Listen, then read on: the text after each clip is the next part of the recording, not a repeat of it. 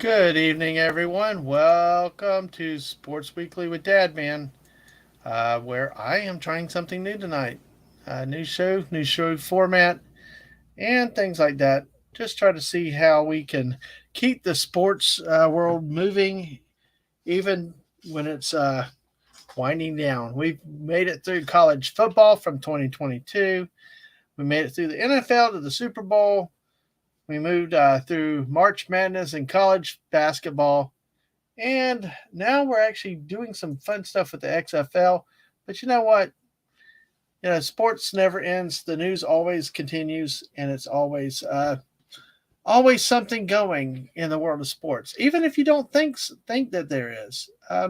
Even now, we're about 10 days away from the NFL draft in the spring, so there are a lot of things going on. And what I'm hoping to do on Monday nights or whatever time frame that this show fits into, if it all works out and stuff, is to just keep up to date with news and happenings, in any of the major sports throughout the year, and have some fun talking sports ball. And along the way, maybe converting a few of y'all to sports ball, or at least coming by it, saying hi, kicking the tires on it, playing with a rubber ball, and just throwing it back at me. So, hey, we're all good. It's nice to see that. And after a really nice chill chat yesterday, looking forward to this tonight and see how this will work out. Should have a guest in a little bit because we're going to talk about a few things tonight. It's going to be bumpy tonight, I will tell you. I'm still working on formats and exactly how we want this to proceed. But like everything else, it's a work in progress. It's a labor of love. You start somewhere, and over time you get it to where you want it to go. And you feel free in the chat if you have questions about any sports. Let me know. Throw it out there. We'll try to address rules, questions about games, stuff like that. I like talking rules. We can do that in something like this when there may be a slow news week. Ideally, a lot of what I do want to talk about has something to do with news and sports stories that come up, that arise during the year. So, with that being said, I've got a special guest tonight with me that's here with me tonight. We're going to have some fun talking about a sport I really like to talk about, but I need some help to talk about it. And we'll get to that in just a little bit. But hey, let me bring on, you know him and you love him. It's the great Mark D with a C. Hey, Hey, Mark. thanks for having Hey. me. Yep, sorry I'm late. I had a lot of clam pizza to finish tonight. Just kidding. You. I got back home late. I got back home at like 7:50 from work. I'm like, I got to eat something before I go on. Holy crap, that late? Oh wow, I thought you worked at home. Maybe I was mistaken. Well, I have my shop I go into too. So not every day I don't go in, but when you got to physically be there sometimes, right? Yep. Our days of remote working they still let us do it 2 days a week, but I'm kind of old school. I like to be on site a lot. But then again, I will also say that I work 10 minutes from home, and it's like very easy. It's very easy and convenient to get there. So I don't have to fight the traffic or go an hour and a half to Palaca, things like that. So when you're close to home, you can actually it's worth going into the office a bit. So I need your address in the Arctic so I can send you a pizza. What igloo are you in? What's the code there? Yes, exactly. I thought he just ate humans. No, he wants that pizza. He heard clams, so anything seafood, Snortopoopas is after it. So hey, well, let's say hi to everybody. We got 5 people with us already. Mark, thanks for coming in. It's hello to the great Snortopoopas, Cuber, who always says hello humans and other critters. And Mark will have plenty of clam for you, or probably any other kind of seafood that your heart might desire. Right? Isn't that right, Mark? Always. Yep. Oh gosh, seafood, I eat it. Yeah. There you go. The worst old dad joke in the books, but yeah. I know. But hey, you're on Dadman Walking's channel, so hey, bring on the dad jokes. We can tell that bad dad. I used to call them just corny jokes. Now they've turned into dad jokes. Yeah. It's become a thing, an industry, a little cottage industry of dad jokes. Yeah. Well, hey, Snorter Poopus says he's once again here to display his amazing ignorance about sports and to annoy the chat. Hey, that's good. You need people like that too. But I tell you what, Snorter Poopus, just being here does a lot. And you know what? I think you know more than you think, than you're going to lead on. And, part of what, Mark, what I was saying too with this show is I'm hoping that with doing something like this, the main coverage that I'm going to be doing is kind of get a general idea of all the sports, because I've been doing such heavily focused like SEC football or March Madness, very, very specific type of things. And I'm hoping to until the next college football season to kind of keep it light and more general, focus on news stories and things like that, or random chats on things like some of what we're going to talk tonight. I mean, we're going to talk some NHL hockey playoffs specifically, but not necessarily having a week-to-week heavy show, type of thing. Make it a little more fluid, a little lighter to do. And we can talk news. We can talk big stories There's that happen. A lot of sports news going on. Yeah. Well, and we're 10 days from the NFL draft, so there's always things there. Giancarlo Stanton is on the injured list. What a shock that is for the Yankees. Wow. Well, we'll talk baseball in just a minute then. So I know, yeah, I'm just absolutely. I got you. Yep. Hey, Balzette. Hi, there. Back to you. Welcome. And hello, Daisy Blossom. Always great to see you, and thank you for lurking. And hail to Brian Hepburn. Welcome. I keep waiting for Buddy to show up, our high school pitcher. I learned out yesterday in my chats, because in the chill stream I had yesterday, we ended up bringing up some stories, including the baseball pitch clock, which we could talk about. Yeah. And he talked from a high school pitcher's perspective, so that's awesome. So it was nice to get a player's perspective on it. Really, it's not a poopus. As a viewer, I'm loving that the pitch clock. Really? Okay. Well, let's hold off on that. Let's hold off on that until we get to baseball. But oh my gosh! Yeah. Listen, folks, man, Mark and I might be going to war soon. Uh-oh. I think. Well, not only that, but when you see our hockey playoff matchup this week, you're going to see why. Oh man, he's doing homework. Oh man. Well, hey, maybe we'll catch it later. But tell him we appreciated his feedback yesterday. It was really insightful to get a pitcher's perspective on it.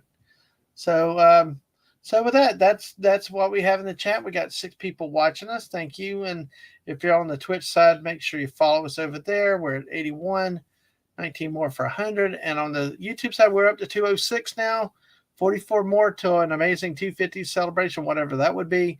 And hey, that'd be a quarter way to 1,000. Let's get them all in here.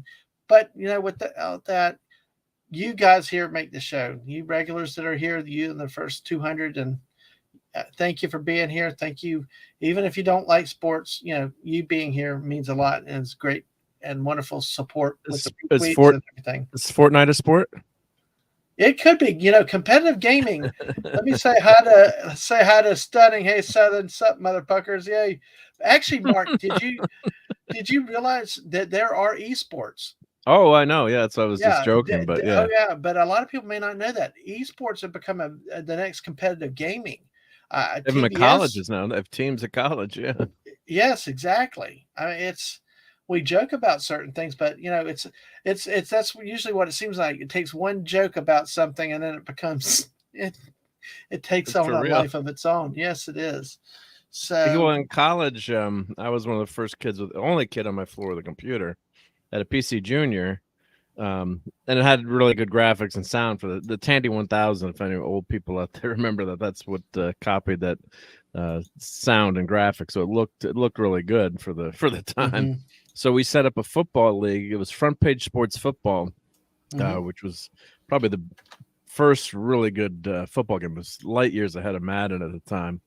And we set up like a league, and we had like games. We had like like 12 guys we're playing, and we had 6 versus 6, and we were just playing the whole, made up a season and played it, and we had playoffs, and of course I was the best at it because I've been playing it for so long. But it was so much fun. I mean, it was primitive primitive graphics. If you Google front page sports football, it was by Uh-huh. Dynamix, but it was really, really great fun. It was competitive too. Like, everyone's cheering, you're watching you play, and it was kind of fun. Yeah, it was neat time. Yeah, so we were keeping Oh, it track of is. who did what. Yeah, I think the winner got like a 6-pack or something, or whatever it Hey, was, or a case of beer, probably a case of beer. Everyone had to hey, chip in like $5, and nice winner prize got a though. case of beer.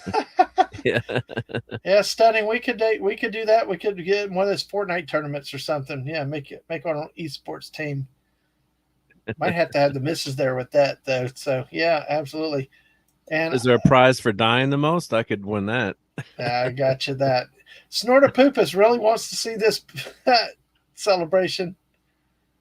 Uh, oh man, might have. To, Oh, you should oh do man, that, Dadman. Yeah, twerking. Yeah, because you can get the Peely outfit, and then if you're not going to show your handsome face, you could yeah. be in a mask. Yeah. Well, you never know.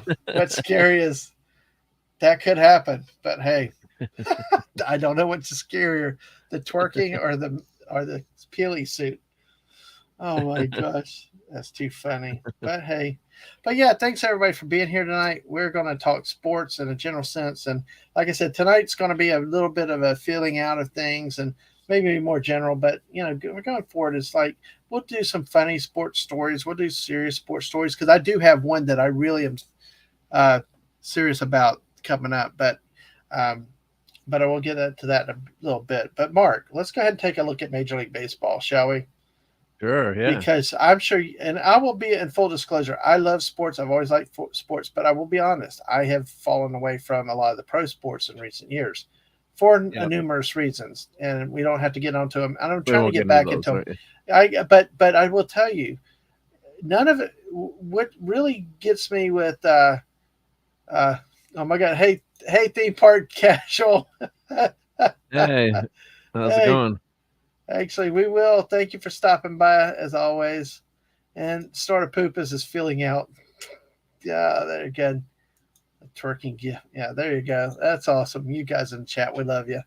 Um, but really, in all honesty, that's happened with some of the sports. I don't know what the NBA does much anymore. I've never been a big NBA fan, but I'll try to cover a little bit because of trying to do sports. And if there's news, they're in the playoffs now. Probably will not cover it tonight, but may look at it next week or future shows. But like Major League Baseball is one that to me was not political. Like the NFL and some of the others had different things that happened that caused people to have. None of my problems with MLB has been any of that stuff. Well, they The moved the problem, All-Star game 2 years ago because of the. No, I know we didn't want to get into yeah, politics, but I didn't watch the All-Star game and I yeah, boycotted them last year because of yeah, that. So yeah, and there have been those things. But what has gotten me with Major League Baseball is is really how they changed the game. Because when I really liked baseball, the National League and American League never met until the World Series. They had their own offices. You had DH in one, pitchers hitting the other, and they were separate. And that's tradition. yeah, Then they start changing that stuff, morphing them together. Then they start putting all these advertisements in these stadiums. Because, like I said, one of the last times I saw Wrigley Field on ESPN, it broke my heart to see big Budweiser signs. And they've always been there. They've always been a sponsor, but the neon glowing signs well, years are ago they on in all the fairness, they used to have a lot yeah, more signs before there were yeah, TV in the parks, and I think it made yeah. and I agree with you. I don't like the way it looks, but it's made a huge resurgence, and now they have these computerized signs too. Mm-hmm. So you go to the game, you're like, but wait a minute, how did they change the sign behind home plate? And there's all these Right. spots now. And hockey does it where they're computer generated signs, I've which I seen guess that is on the better. boards. Yeah. Yeah, And they can change them and rotate them more. But and maybe that's some of where what I had watched from the 70s and 80s, you didn't have that stuff as visible. I remember the Reds Riverfront Stadium, they didn't have that stuff on the big AstroTurf and all that stuff. Wrigley Field didn't have that stuff. Now they had outside the park, you could see them at times, but things like that, but not to the extent that you see it now. I mean, because when I grew up, I was an usher at a minor league baseball park, and that's what the minor leagues did. The minor leagues had to do it because that was a revenue source. Your yeah. minor league team, you had to make money however you could make it, and it was always like you watch a major league game that was above them. You didn't see all that stuff. Like some of the movies that have the commercials about putting an ad on everything, or the athlete has pimped out everything, selling every square inch of their body. And, it's that type of stuff. And then now in recent years, like last year where they started with the extra inning rules with runner on second, like the minor leagues, and now this year we had I the, hate that rule. Yeah, yeah. it's like, I just stop it. I mean, the game to me is played in a certain way, and it's the way it should be played. If you have a problem with the length of it, cut it down to 9, 6, or 7 innings. If their perspective is to shorten games, that's what you should do. Last night on our stream, ran through a couple of news stories, and they say that this pitch clock is actually shortening the games, and to the point where some of the teams are actually extending beer sales beyond where they used to cut them off. So, well, of course, MLB. If you're a long time fan, or if you do, any research in MLB, I was looking up some old game, and this is last year too. If you look up, I love Babe Ruth, right? And the Yankees. I'm a Yankee fan, so Red Sox fans out there don't hate me, but I married a Red Sox fan, so I have a mixed marriage. But if you look up the 1927 World Series, right? Average game time, I think the longest game was 2 hours and 15 minutes or 2 hours and a half. Because they have, if you look up all the World Series, they have all the times of the game. So there was no commercials back then, right? Right. Plus, a lot of the blame, people always blame the pitchers. A lot of blame goes to the darn batters too, that are walking around going nuts. Every pitch leaving, or if you remember Mike Hargrove from the Cleveland Indians, they called him the human rain delay. Yes. So, but he was actually not that bad relative to some of these batters now. So now what you're seeing now is what's the pitch count? 20 seconds or 15 seconds? I can't remember. Let me see. Is it 20 or 15? But whatever it is, the batter can get in trouble too. So he's going to get a strike called if he's not in the box. Well, it's time to pitch. And I've seen some complaints that they're inconsistent in calling that and enforcing it. Yeah, and that's going to be the case, I'm sure. And anytime maybe you have a little leeway. Anytime you have the umpires have to make a judgment call, then because I think it's hard enough. I mean, as somebody that's officiated basketball games, it's hard on some of those things to make a call, especially if it comes down to judgment. Let me see the MLB. Yeah, Whoopa is 15 seconds. Yeah, 15. That's what I thought it was. Hey, Whoopa. Hey, welcome. Thank you, Whoopa. Welcome. Yeah, thank you. Yep. But look at the World Series in 1927. The Yankees swept, of course, one of the greatest teams in history. The times of the game: 2 hours 4 minutes, 2 hours 20 minutes. That score was 6-2, or the score was 5-4. It wasn't a shutout. 6-2, Yankees won. 2 hours 20 minutes. 8-1, Yankees won. 2 hours 4 minutes. And the second longest game, Pirates 3, Yankees 4, Yankee Stadium, 2 hours 15 minutes. So so a part of it is you can't watch the games back then, but when you watch, say if you watch games in the 50s, 60s, 70s, the batters wouldn't leave the box like they do. I mean, yes, they did leave the box, but not as often. You actually see guys stay in the box in between pitches. Like even in Little League, if you went to go step out of the box, the ump is going to yell at you. Yeah, exactly. Exactly. So it's like it's like anything else where the few people ruin it for everyone else too. But I love having the games having the game short. I don't want to watch a 3-hour game every night. I mean, most of the time I would have it on the radio. I'd listen on the radio and do some work, or work on the car, do something. So but I mean 3 hours, 3.5 hours, I mean it's insanity. Well, see, the article that I read was that this year the times are down, shortest average game since 1984. Well, one thing is, and I do agree with Bowsette, there's so many ads because every game's on television now, and Yep. those ads do extend the broadcast time. I mean, you can Yep. blame the game for it and all, but the fans in the stadium have to wait for the commercial ads. The people at home have to wait for the commercials to be run. It's they've extended it that way themselves artificially. And as Whoopa said here, in this case, because I know he's been watching this particular issue very closely, the umps called an automatic strike on Cody Bellinger the other day while he was getting a standing O from the Dodgers fans. You know, and it's like, how do you, I mean, that's, and I read an article, one of the articles we read last night also talked about that one of the players is like, used to, they would go up there and talk to the ump and the catcher. Always wasn't positive and nice and let's go to eat later. We all know that there's a lot of trash talking too, but they were pretty Yeah. much like, we get up there and we can't do what we used to do. So the things like that.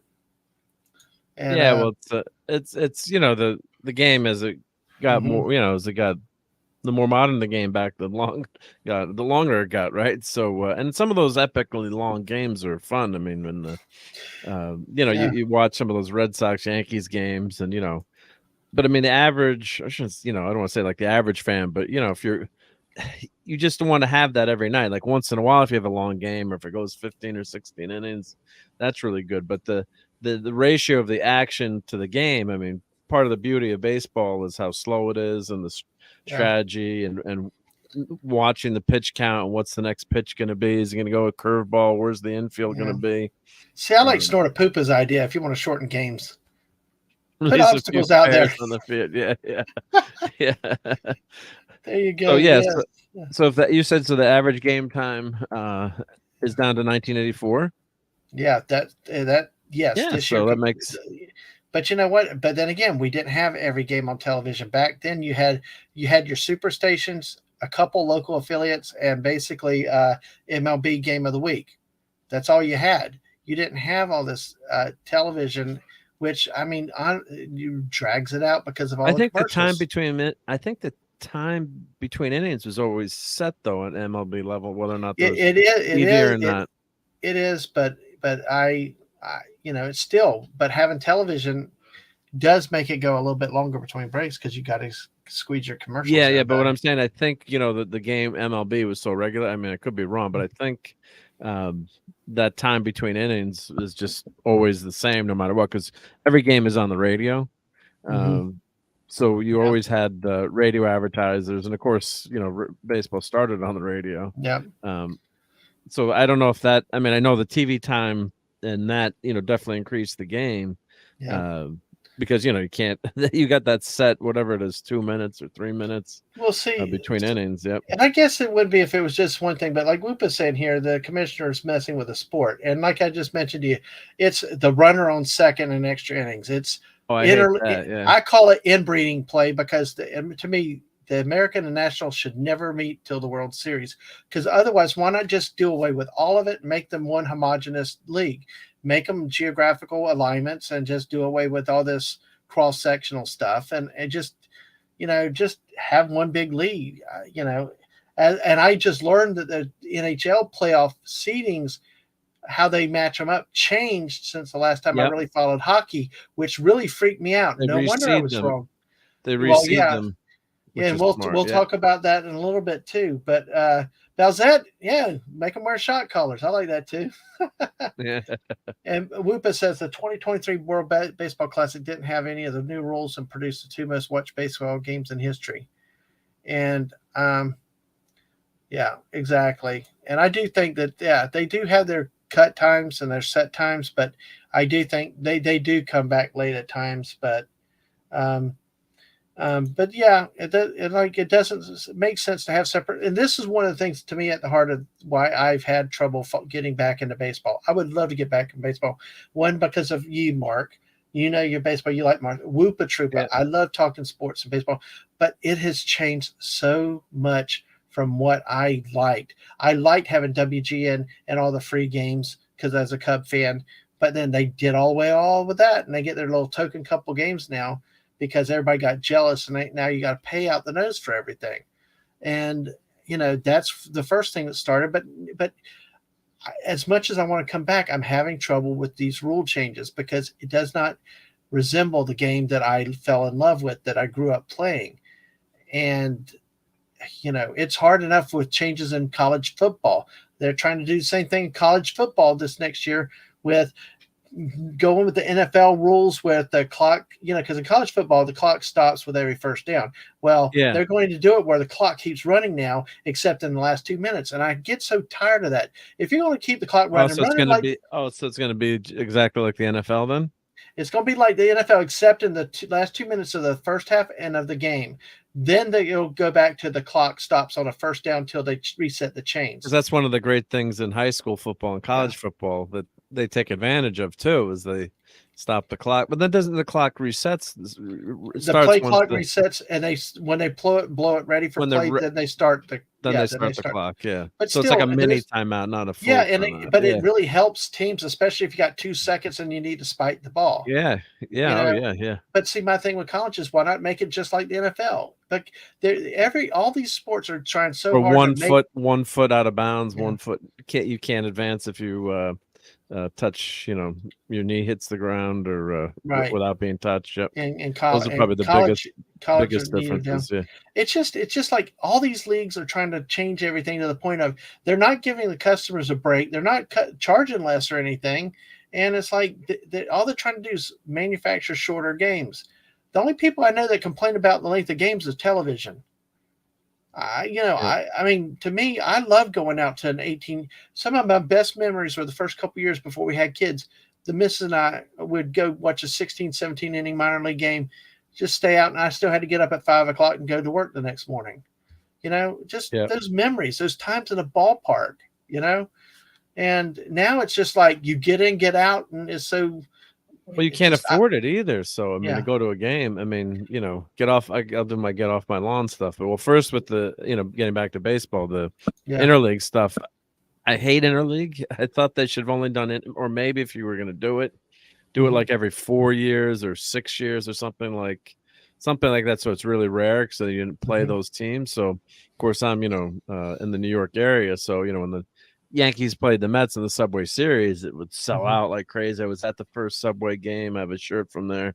I was sitting like in the upper deck in like the Bob Uecker seat, the very last row, like in the announcer on the radio. I always bring my little portable radio to the game. He's like, "This game is so packed tonight. There's even someone in the upper deck, the far end there." I'm like waving. Yeah, it's like like it was as far away from home plate as you could be, but it was still fun to be there. And Yankees Mets. I must be in the front row. Yeah, it was. The crowd was crazy that night. I know. Well, it had to be for all those rivalries. Yeah.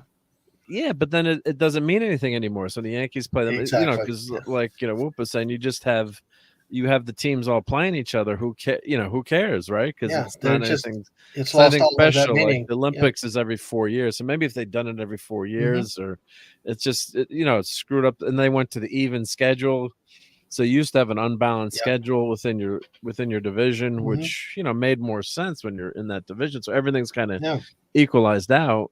And then you get to the prices of everything. I mean, it's insane. I mean, you go family of 4, go to a baseball game. The tickets are, if you're lucky, are $80 each, right? Wow. For like, for in the New York area.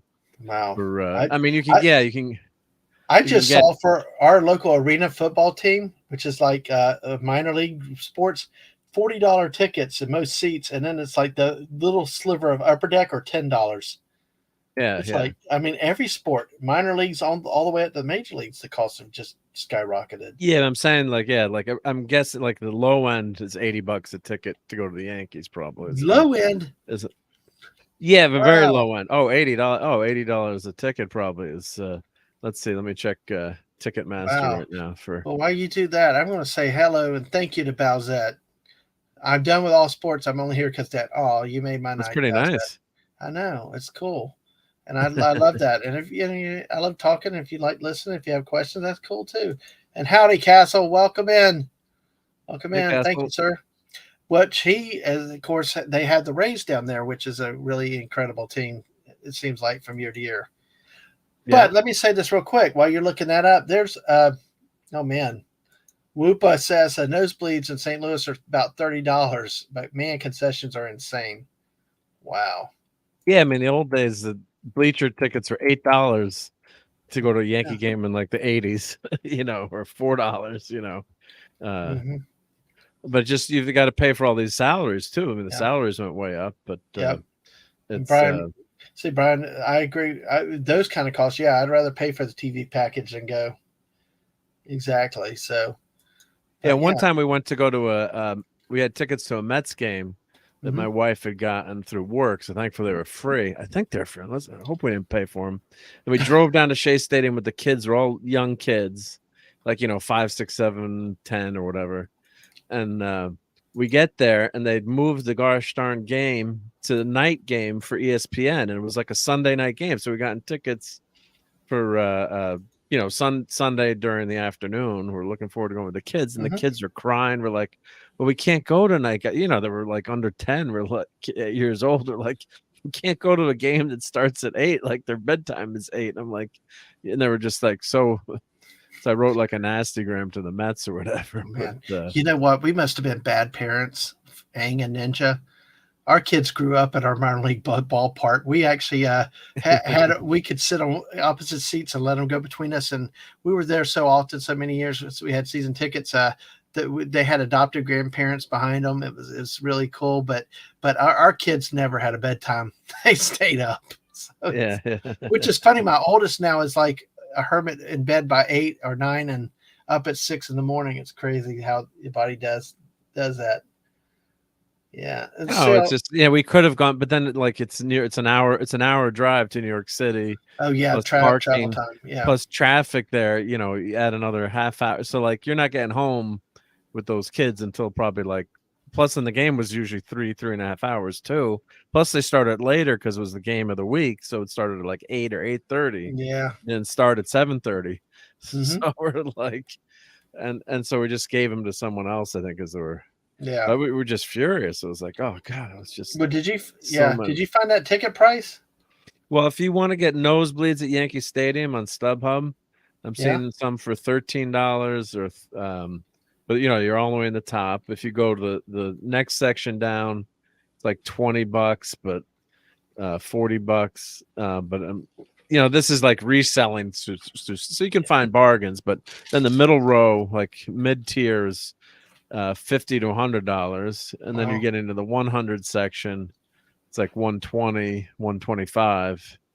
Yeah, Hmm. so I mean, you can find. That's the one good thing about baseball is you can still find some bargains for baseball, depending Yeah. on the game and who the opponent is. Yeah. But you're not spending less than $40 a person to go to a game. Plus, a hot dog Yeah. is I don't even 15 want to bucks. ask what y'all had to pay for parking up there. So It's $50 to park for the game usually. oh my god. Yep. Oh my god. I freak out at 20. Jeez.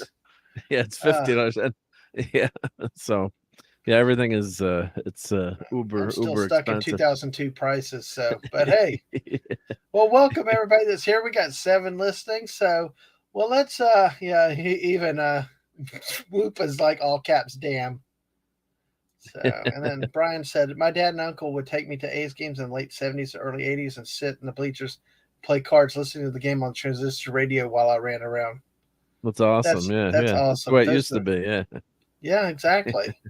You could afford it, didn't mind doing it. So, well, let's look at some of the other on the field changes. We obviously hit the hell out of the pitch clock there, I and like love Lupa that. I said, love that. Yeah. we're going to disagree on that because I don't care. Now I do. I What's your that's where show? So you can be half right.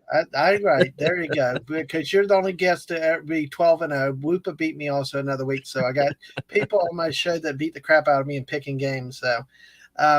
But yeah, I just don't like artificially affecting the game. I tell you, what they should do is have the umpires not grant timeout to the batters as much. Well, that's the one thing they can do That's- now. They can call it. They have a limited number of Yeah, timeouts. and I then think how that's the many only throws recourse. and And the how? pitcher can call a timeout too. But how many times can the pitcher throw over to first? I think that's been effective with the whole They've rule affected too. that too. Now, see, I Yeah. don't like some of these things. I don't like, but the problem is the games have gotten so gosh darn long, and there always was a rule about the batter leaving the box and the the pace of the game. So, but they were just never enforced. It's kind of like Right. hockey with the grab rule and the slash. You Hmm. know how they we get into Well, hockey later, but that's where the umpires have to not allow the timeout. Once you're in the box, you stand in and you can't get out.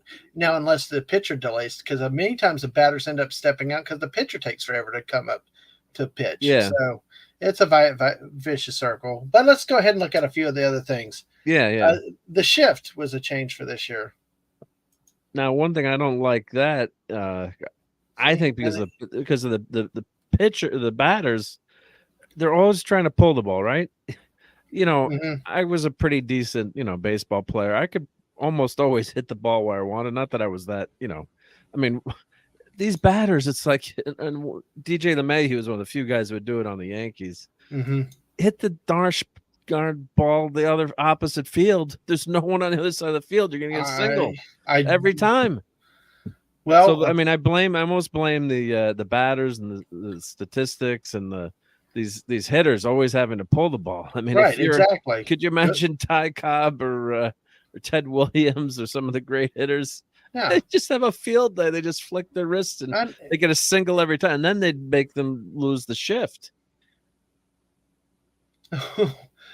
Oh wow, yeah, Yes. because that is crazy with that. The whole thing is it's like strategy. Have a lot of it's the sluggers who refuse to go the other way that always wanted to hit a home run. You're just like you said, go the other way. You have the whole other side of the field. It's beyond ridiculous because, like you say, that you got to have two on each side. The players can move as soon as the ball leaves the pitcher's hand. Like say, Well, the because proof of the pudding though is they were the citing batting the drop batting in average. batting percentage. Oh, okay. Yeah, Sorry, yeah, it was down to the low. Yeah, I know that stat yeah, by heart. Yeah, 243 lowest since 1968. The lack of singles was a harder decline. The last year's rate was 5.35 per team, the fourth lowest. Well, when all your batters are trying to hit home runs every time instead of hitting singles, there's more to that story than anything else. I mean, it's not all because of the shift. Well, it was because no one would try to hit the ball the opposite field because everyone wants to hit for RBIs and power, so that because the hitter doesn't spray. Rod Carew, grew up watching Rod Carew. Tony Gwynn spray the ball. Yeah, Tony Gwynn. They'd spray the ball. Wade everywhere. Boggs. Sorry. Yeah, but no, he won a World Series with the Yankees, so I like him now. Yeah. Okay. But, so yeah, but that's stat. So I'm blaming that shift actually on the hitters, and Whoop is saying, the coaching the hitters not to hit the other field. So it's it's crazy that they didn't the batting coaches didn't and tell the guys Aaron Judge, I guess you want him to hit the home runs, right? But most players, it's like just keep slapping him the other field. So basically, what you had all these hitters that are pull hitters. You had three infielders versus the old days of the MLB. It was very rare to have a shift on players. I mean, you'd have it happened before, but it was really really rare. Yeah. So, but all the sports analytics that my son is actually studying in college right now, kind of the math wins out, right? I mean, that's the proof of the pudding. That stat there, and 68 was a really good year though. That was the year I was born. So. There you go. Well, like Whoopa said, like everything else, people find a way around bans and stuff like that. But then again, when's the next rule change coming in that will ban the workaround?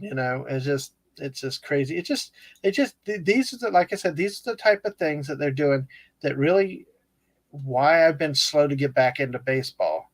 So, well, how did they get around the shift ban? Is it they're waiting till like the last second when the pitch is pitched according to the way it reads this, you can shift as long as when it leaves the pitcher's. I guess if you line up technically on the shortstop side, once it leaves his hand, you could run to the other side. Technically, yeah, you can run. Yeah.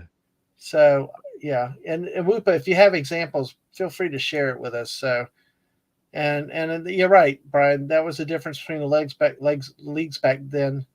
American League played a lot of long ball, while the National League played the short game, a lot of bunts, singles, and steals. Yep. 1980s and you had the pitcher. St. Louis Cardinals. You had the Yeah, pitcher batting too, which was part of that, I think, too. I So love the pitchers hitting because there was nothing like when they jacked the ball. So, okay, what Whoop is saying, one is lining up right on the second baseline and running to the other side when it leaves the pitcher's hand. Yeah, gotcha. Yeah, yeah. So you're but basically you're still not gonna be as set though, I guess. So it's gonna limit. You can kind of get there, but it's you're not gonna have one guy yeah. covering just as. I guess you could shift it, but And you're the gonna have that DH guy right behind the base. Yeah. and the DH just started in 1973. Yeah, the other is they don't ban outfield shifts, so they'll put a right fielder in very shallow outfield and have the two other outfielders shift over. Oh, that's interesting. Yeah, that's interesting. Yeah, well, you could do that, I guess. Yeah, Yeah, and then and yeah, just hit the ball the opposite way. And exactly. when I played softball, I always hit the ball the opposite field down the line, and I always get a double because they'd always have the Yeah, worst player playing in right field, and I just exactly. slapped the ball to right field.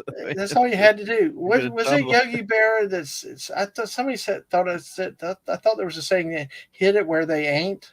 Yep, it's Yogi Berra. Yep. Okay, there you go. That's what you do. Well, thanks, Whoop. But thanks, Brian. Thanks for that information out there. Appreciate it for 8 people watching us, and hope you're enjoying this. As a look, and like I said, I'm bringing it back to the article that is a bit dated since we're a few weeks into the season. The other one we talked about play clock, the shift, the pitch clock, pickoffs, the pickoff rules.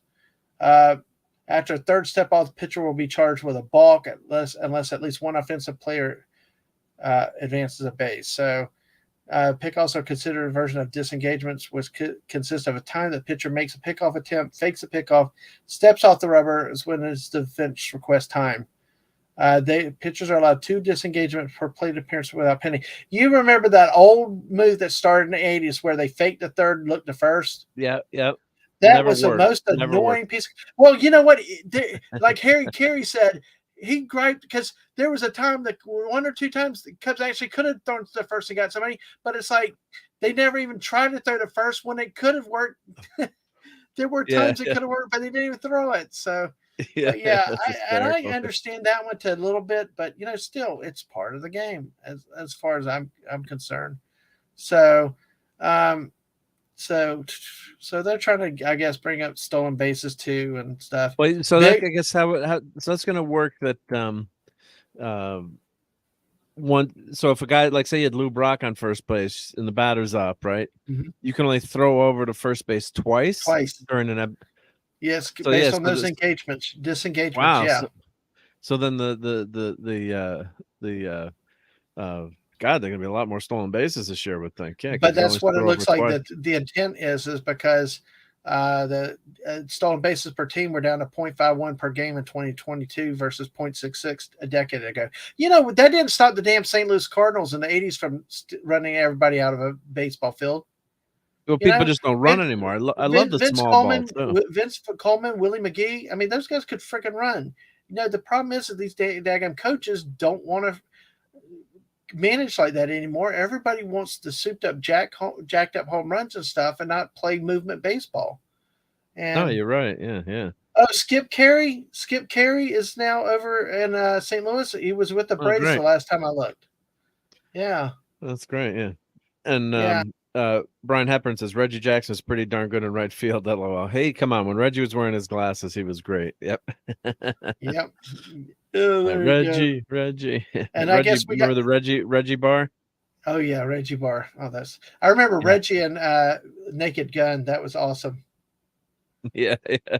And here's what Brian said. Yeah, you can throw a third time, but if it's not an out, the man on first base is awarded second base. So Wow. So yeah. does that count as a stolen base then, I wonder? Uh, I wonder how does that stat go? It could. I wonder if it could be a balk because they were Is saying that the third. well, that's probably I, considered a balk, not a stolen it could be a base. balk That's because right, they did say something about a third attempt would be a balk. So yeah, after the third step off, the pitcher will be charged with a balk unless one offensive player advances a base. So Brian says good enough for you to steal him for us. Yeah. There you go. I have a signed Reggie Jackson action figure too, which is really cool. Yeah. Got that on the wall behind me. Yeah. All right, we'll have to see that sometime too. If Yep. you want to show it, you're welcome to. But the Yep. last change that I see was the bigger bases from 15 inches to 18 inches to reduce injuries while increasing stolen base attempts. So, as you can see, it's back to pushing the stolen bases again and how that goes. So, So you're trying to say bigger is better? that's what they say. That's what they think. I don't always think it because the little guys somehow it's how you know how to play the game and how you use what you got, not the size. So Yep. Well, I think that rule doesn't bug me as much. I mean, when we played softball, we'd yeah, always have we'd have like a first base for the runner and a first base for the first baseman to step on, because we could go to work the next day too. mhm. So Yeah, just to exactly. reduce injury, wasn't get more competitive leagues. I don't think they did that. But it Well, was put two they've also bases up. added in some softball leagues a second base, basically at first, so that the fielder had a base and the runner had a base. Yeah, that's what I was So talking that, about. Yeah, yeah, that's what we yeah. did. Yeah, So two bases. Yeah. So and Brian uh, says Reggie will tell you a nicer man you will never meet when you meet him. LOL. Yep. All right. Well, let's look while if you want to look that up, I'm going to go ahead and look at. I'm going to bring up the standings as they currently exist in the American League. The Tampa Bay, there you go, Castle and Snorta Poopas. The Tampa Bay Rays are on top again, 14-2, starting off the year undefeated at home in the yep, Tropicana they Dome, almost which set the is record. they got probably as I for all the complaints I hear about Tropicana Field, it's like got to be the worst non-baseball stadium in ever existed. But they have like one of the best damn teams in recent years. So they've run differential 72 runs. Wow. And the Blue Jays and the Yankees are chasing them 4 games back. Uh, Boston is down, but still not out yet. But it's just a matter of time. The Central looks like it's close between the Twins and the Indians, and so it just it's so funny when the Twins. I remember Kirby Puckett against the Braves Yep. in the World Series that year. So yeah. Whoopa, yeah, exactly. Very low attendance. Yeah, if you knew the Tampa area, Whoopa and Castle and Snorta Poopas could comment on this with where that field is located. You don't go through Tampa during the weekdays because of traffic, and to get out where it is, Oh yeah. it's Wow. not. Yeah, it's out there. I think on St. Petersburg on the island. It's not in Tampa Bay proper.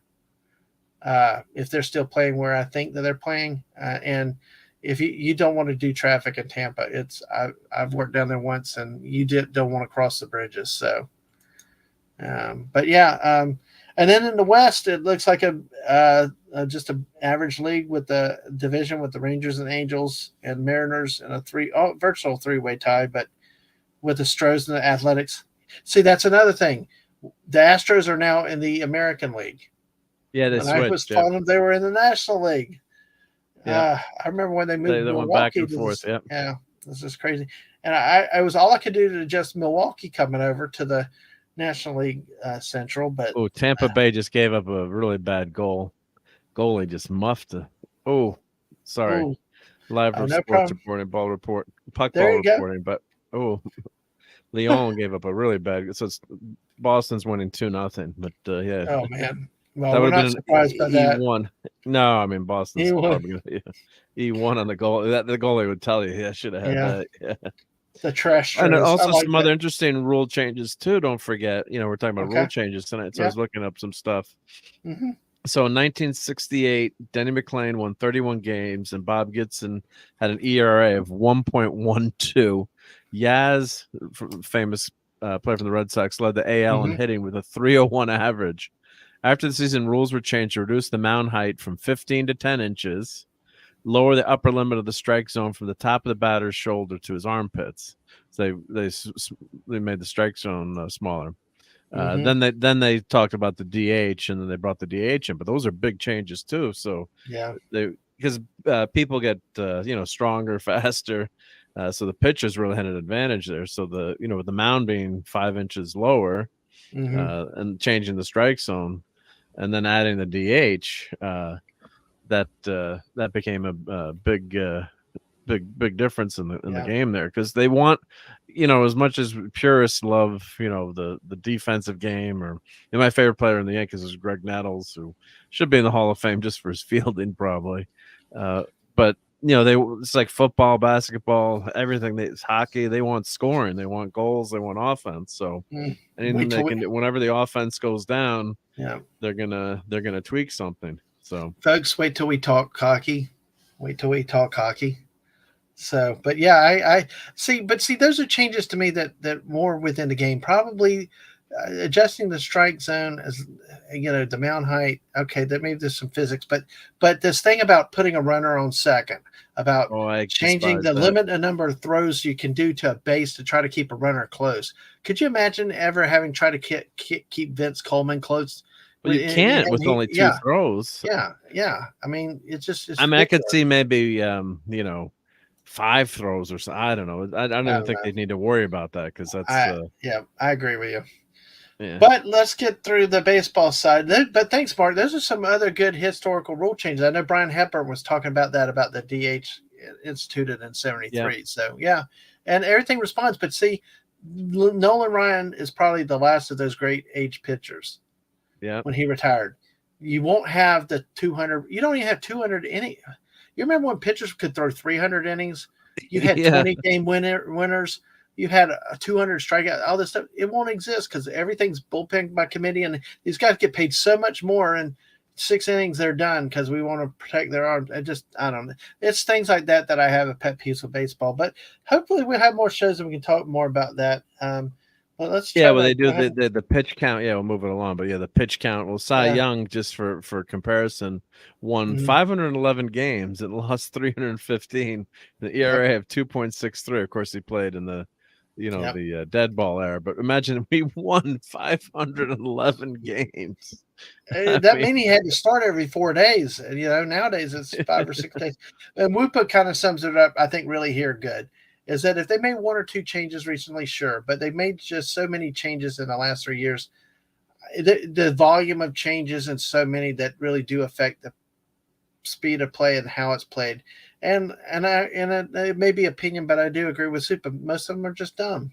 And when some of those things about judging a ball or strike or timeout or whatever, I think you don't want umpires using judgment because I mean it can go either way.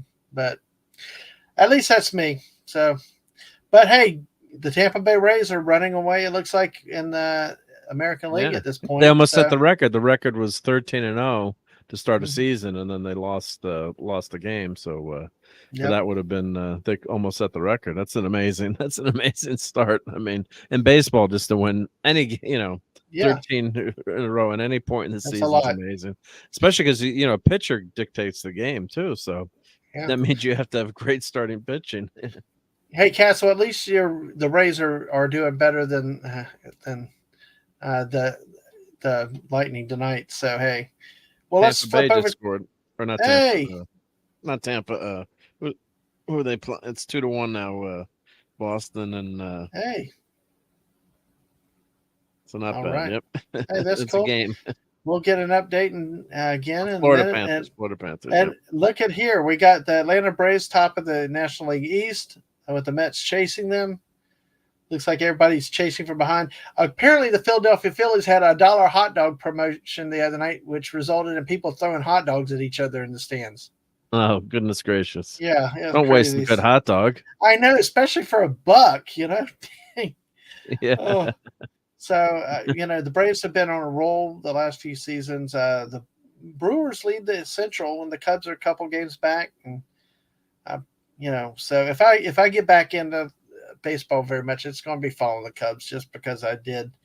Of course, I missed the they had so many great moments in history. They finally won the championship a few years ago, like Boston, and then before that you had a Bartman episode, with Yep. the Yep.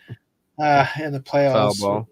Yeah, so and it looks like the West is about average. The Dodgers, Diamondbacks, Padres, everybody around 500, but San Francisco and Colorado Rockies pulling up the rear. So I mean, that's where things situate right now in Major League Baseball with 162 games. They still play 162, don't they? Yeah, Yeah. yeah. They should play less games too. They So should go back to the schedule. And just for fun, Cy Young, since I have stats up, had number of complete games. He had, is this possible? 749 complete games. Imagine that. wow, yeah, he was pitching every day then. Yeah, Daisy, I'm sorry the Giants are sad. But at least they're only 3 games back. If they could get hot, Yeah, it's still early. It's still early. Yeah. it's still early. But Wait, yeah, hey, just started. Yeah, it hasn't gotten late early yet, as Yogi would say. no, exactly. Yogi Berra had some of the greatest comments ever. So exactly.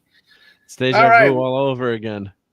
all right. And Brian, like Brian said about the lights again, he only played during the day with Yeah, travel by bus. Yeah, absolutely. for sure. Yeah, yeah, Exactly. Jeez. yeah. So, all right. Well, as I do this show throughout the year, we'll look more at baseball. We'll keep it up. But it's Mark. Thanks for chatting for quite a while with baseball. And I know Whoopa's a good baseball. And Brian, I mean, Yep. all these fine folks out here listening to us talking about some baseball. But let's move on to some other things real quick with the Sure. remaining time we have.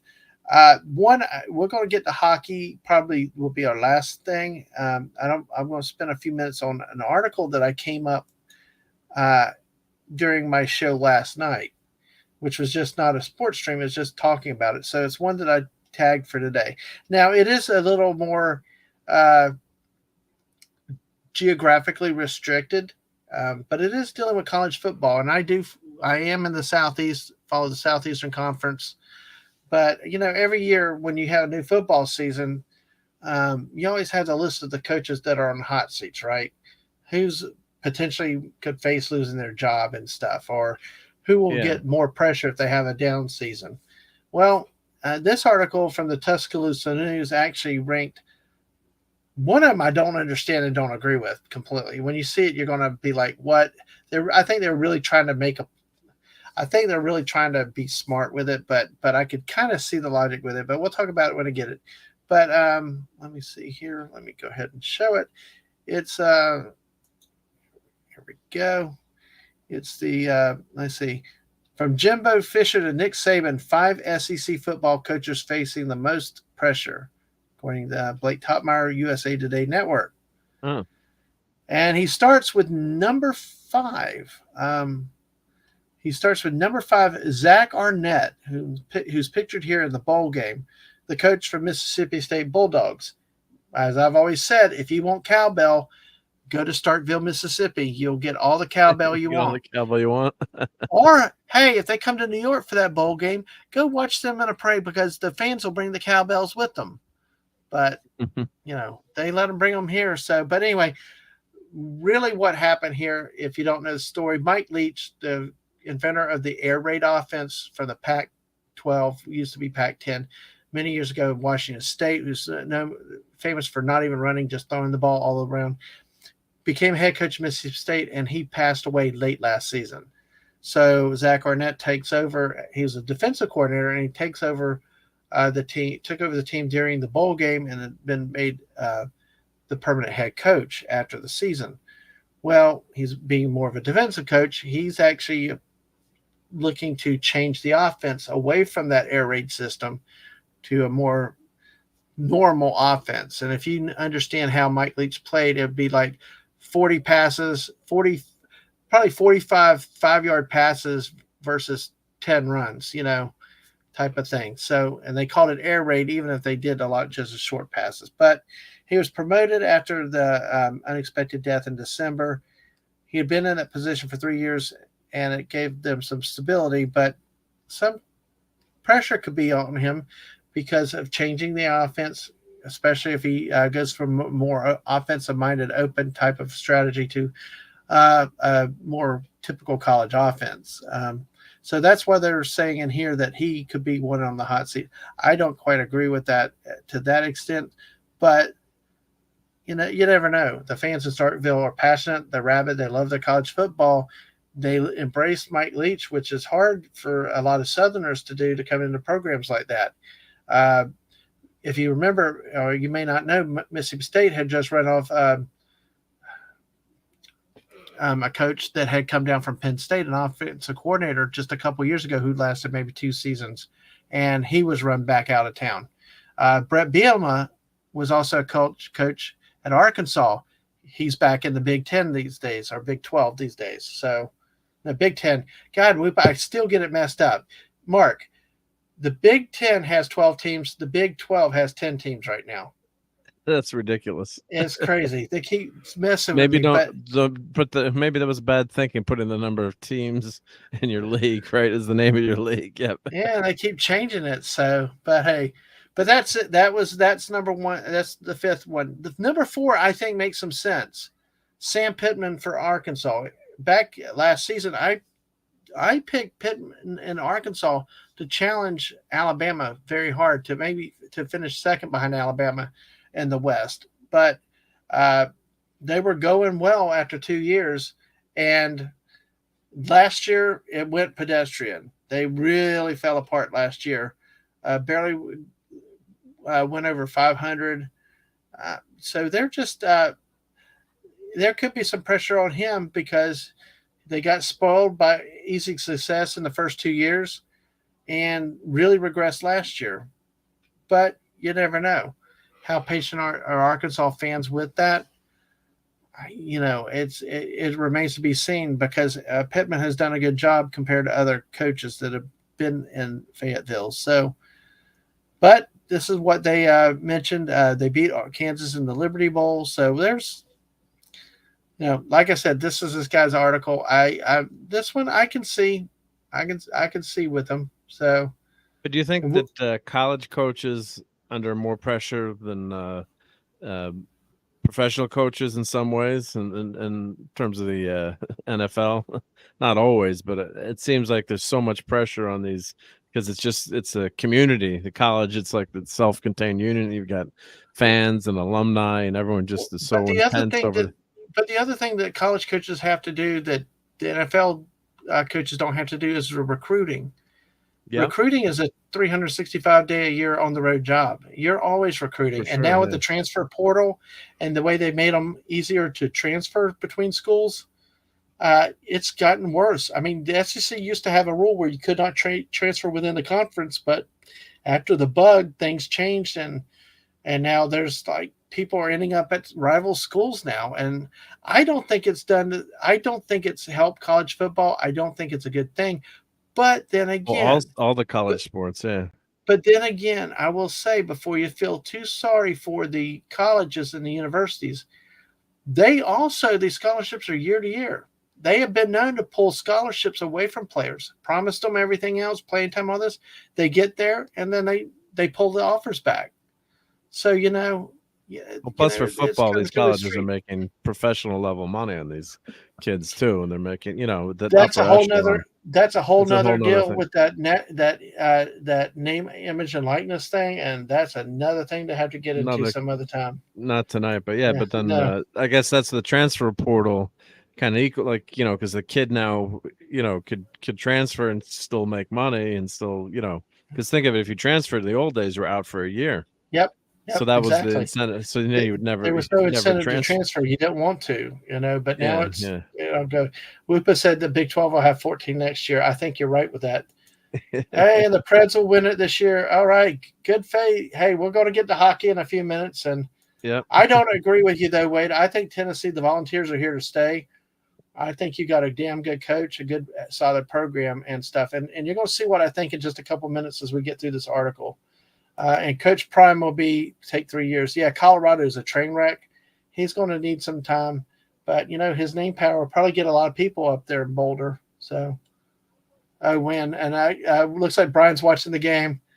Nice hit by Boston. I didn't think they allowed flying body checks into the boards anymore. LOL. That must have been some kind of hit. So hey, we got 8 people watching us. Thank you for spending your Monday night and talking with us and hanging out with us, and we're going to hit a few more articles, but let me get through this article, and then we're going to hit hockey. Number 3, they have Nick Saban, and this is one that I don't quite understand. Yeah, he's never had 3 years without a championship at Alabama, it looks like. He is being challenged now by the Georgia Bulldogs that have won 2 national titles in a row. you know. Right. So it's can he get back? Can he his assistants now become the master, it looks like. So and the Bulldogs three peat, something that Alabama has not done, then that could really tighten Georgia's strangle and everything. So So plus Saban could also really be under pressure. One of the most winning is either, yeah, he's one of the top coaches of all time, right? He yeah, really could. exactly. Yeah. Well, one What are they going thing to do? Fire him? I no, mean, no. But you know what? It's got to be hard to keep running a program like that when you keep losing all your top coordinators. Because that's one thing that they mentioned here in the article yeah. is that he's got two coordinators, two new coordinators, and now he has to replace the starting quarterback. And last Right. year's backup quarterback did not look good throwing the football at all. So, uh, and their losses to LSU and Tennessee last year marked the first time they had lost to both in the same season since 2006. And I will say, here's the thing in the SEC, that West is getting even better, more loaded, more balanced because, uh, especially the West. But you look at the coaching staffs uh, in the West. Brian Kelly, LSU, Hugh Freeze now for Auburn. Okay, there you go. You even have Lane Kitten at Ole Miss. You know, Jimbo Fisher's got a good reputation at Texas A&M. They are stocked on star power for coaches in the West. But then Josh Heupel for Tennessee in the East, Kirby Smart in the East. There's a lot more coaches. The quality caliber of coaches have increased in the conference. So that does put pressure on you. And, I don't see him really being that's why I say this one I think was a stretch to call it pressure. I think maybe heat in this case does not mean maybe more pressure, but not necessarily job loss. All right. Are you ready for number two? Sure. Whoop, are you ready for number two? Wade, are you ready for number two? Damn straight with this damn one right here. There is no excuse in the University of Florida being this bad this year. I don't care what and whatever. They lost an NIL to a player that backed out. Maybe it's not the coach's fault, but I tell you what, he did nothing to keep his nucleus around last year. Instead, they just kept opening the door and let everybody hit the road to do it their way. Dan Mullen came in and won immediately. This still about going 500 will not last in Gainesville very long. And you know what? It is the University of Florida. You look at Tennessee and Georgia's rebuilds, when Kirby Smart comes in and Josh Heupel, they did not have the year Florida had. And guess what? The next year they restocked and reloaded. Tennessee in the second year had a great year this year. Challenged Georgia until late in the season. Second year coach. This guy, I really think that this guy was not ready for the SEC. That's my opinion. I will stick it. I fight with family on this all the time because they drink the Gator Kool-Aid, rah, rah, rah, and all that stuff. And I can't stand it because if day one, he did not feel like an SEC coach. He talked like a high school coach, things like that. And all this is my opinion. I hope nothing but success. I hope he wins. I hope I'm wrong. But when you sit there and you look this year, Anthony Richardson was a quarterback last year. And now I feel like I can say a little more because he's not in college. He's, for some reason, and this is another issue I might talk about next week with the draft next week, some reason just on talent, they think he's a first-round draft pick. The guy throws Hail Marys 20 rows into the stands on the last play of a game. I mean, he hits uprights with passes. And it's like, and you guys are, because like Tennessee, his game against Tennessee was astounding, was so incredible. They nearly came back in a miracle against Tennessee. Then they go play misery at home, and it takes a pick six by the defense to win a game when the offense looked bad and horrible. And he didn't even throw for 100 yards. I don't get it from that standpoint, but this guy could not replace a quarterback. Instead, they've got a transfer from Wisconsin. And to you people out in Wisconsin, love and respect y'all, but one thing I do not like in college is a Wisconsin or former Wisconsin quarterback. And it just but we talked about that. Jack Cohn, who used to be at Wisconsin that went to Notre Dame, is now in I think San Antonio with the XFL. It's like just so sorry. That's my diatribe right there. But see, it's like the article says. Yeah, Florida fans don't want to just win. They're spoiled by Spurrier and Meyer. They want to be entertained. There was nothing entertaining about this last season, except at certain games, like it said, where the offense happened to click. There was some entertainment. But the loss to Vanderbilt, how the hell do you lose to Vanderbilt, period? And you lost there again on the road. They got their asses kicked, and that's the only way to describe it, by Oregon State. My Beavers beat the crap out of them. And there was no punch in this team. It just really, and I think a lot of it's coaching too. Watching the game, clock mismanagement. That's a big thing in games. You refusing to call timeouts at the end of half, trying to extend things to get an extra score or two. Then you got a quarterback that throws 2 picks and basically hands the ball to the Kentucky guy that gives them essentially a touchdown on the next play. So anyway, like the article said, that Florida soured on Dan Mullen at warp speed, and that's true. I think Dan Mullen made a mistake of flirting with the NFL the year before and got, and that started a lot of problems. But what I liked about Dan Mullen, he had good offenses. They were entertaining to watch. Still, yeah, they lost. They had some discipline issues, but yeah. It's just really frustrating to watch that, because I actually wanted Mullen to stay another year. I was saying, hey, give him another shot, have him get his act together, deal with the discipline issues and all that. But no, they went for the flavor of the month. A coach from a small school who everybody wanted. That, folks, does not work that often. Kirby Smart was not a head coach. He came as a defensive coordinator, but he had been a defensive coordinator at a huge major program for so long. He had the experience in the SEC. Josh Heupel to Tennessee. I tell you what, Wade, I want your coach. I want your basketball coach too. Please send him to Gainesville. Why? They coached at UCF for a number of years. Heupel played college football at Oklahoma. They know what the big levels are like. They got that experience. I don't think this guy's got it. I hope I'm wrong. I hope it's all that. But this is a well-deserved number 2 right here. And the only reason to me he's not number 1 is because the one they got number 1, I do agree with number 1 for a number of issues. So if I don't stop here, I'll keep going on this mark. Thank you for Dadman vents tonight, Oh, yeah, the Whoopa Troopa there. Dadman's favorite thing he's read all year. Yes, it was. And Brian said they should set a max number per conference and have minor sub-conferences of regulation-based records, something similar to overseas football. I agree. There are way too many conferences right now. And now when these super conferences are going to be up to 16, potentially 20 teams in a conference. 20 teams in a conference? There's talk about it. When the SEC expands to Texas and Oklahoma, I think it's been delayed to 2025 now. They'll be at 16. That's and there's insanity. still talk about FSU or Clemson from the ACC or Miami coming over later. That's crazy. I mean, I'm not a huge college football fan, but just there's no chance for certain teams to ever win. Right. It's not practical. Yeah, it's not practical. Yeah. That's crazy. Not that day, Bowsette. And that day, the Beaver gave the pounding on those Gators. So anyway, you ready for number 1, Mark? Yeah, so what's number 1? Number 1 is none other than the great Jimbo Fisher, the former Florida State head coach who really helped to get Bobby Bowden run off, but, took a big contract after getting run out of I can tell you behind the scenes stories because I know people that live in Tallahassee, and there were some juicy stories.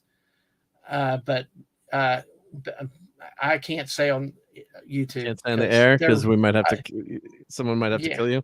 Yeah, too many rumors and stuff, but they're juicy. Let's put it just spicy, So, but hey, Jimbo Fisher, he was hired to beat Alabama. Look at that he's got a $77 million buyout.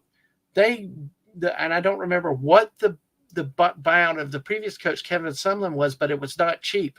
But Jimbo's, after a 5-7 season, his record after 5 years is worse than Kevin Sumlin's.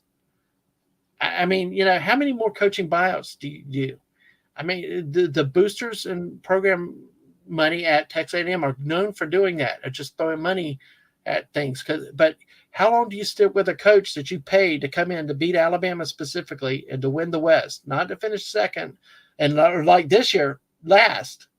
You know how that's very bad return on your investment to end up last in a division when you're supposed to pay in the guy to beat Alabama. Um, they had a number of issues this last year because I like the way they say caveats, but I don't think so. I think there's more going on with just these caveats. They had a young roster. They also had a lot of injury problems, injuries. They also lost a number of close games, but they also had severe discipline issues in the locker rooms. There were rumors of fights and stuff in games, suspensions resulting from those. So uh, things like that. Okay. Bell's that. That's why I make a channel kick Dadman. Okay. Brian says someone gonna peel that banana if you spill the beans. Oh, that's too funny. Yeah. But basically, they had a really bad year last year. But you know what? When you pay somebody the money he's getting and you got a $77 million buyout, how long are they going to be patient with you when you're not winning the division, not even playing for an SEC championship? This is to win the West just to go to try to win a championship. And then this year they finished last behind, like down with Auburn. Wow. That's not good. And also same with Saban. He's got new coaches over there. Hugh Freeze at Auburn. Chip Kelly now turned LSU around last year. You got Lane Kiffin at Ole Miss. I mean, Saban's not going anywhere though. I guess no. There's pressure, but it's a different kind of pressure. Yeah. I guess. But to Jimbo Fisher, Jimbo has won nothing. The only thing that he's got is that expensive buyout. So if you're not an established coach with a long history, I mean, look at Syracuse. Jim Boeheim. mm-hmm. It's basketball, but they finally, I guess, got basically he was told to leave after the season. They didn't even give him a chance to say, oh, maybe you want to retire or whatever. But I was wondering how that happened because I mean he'd been there almost 50 years. Yeah, I mean, he'd been there. He went to school there too.